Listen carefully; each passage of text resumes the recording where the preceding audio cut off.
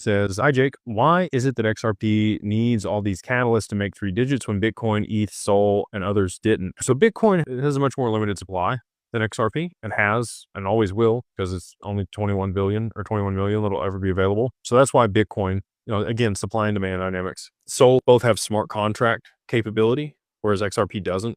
We might end up getting hooks migrated to the mainnet where it has lightweight smart contracts like XLM. XLM, you also haven't seen a huge price rise in that, even though they've implemented Soroban smart contracts. There's been a bunch of other things that have tied up those tokens that limit the supply. And now we have that same dynamic playing out for XRP with the spot ETFs that have launched. You've got, collateral or capital that's being held for the commodities trading. You got other derivatives that are being launched on XRP. You got stable coins and other things on the XRPL that are causing more volume in transactions. Anytime you see more volume in transactions on a network, you're going to get price appreciation of the underlying asset.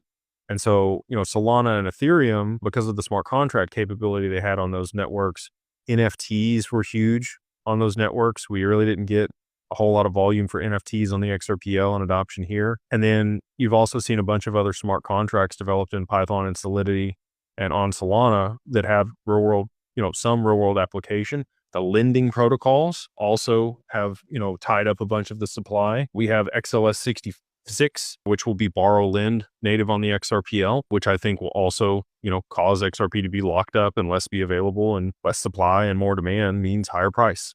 So those three in particular that you mentioned there, they've already had situations where the supply was limited and there was a significant amount of demand for the asset. And that's what caused the appreciation of those tokens and the liquidity to move into those ecosystems. And we're right here on the forefront of that for XRP. So hopefully, that's why we need all these catalysts and we need the adoption of the network so that we get the volume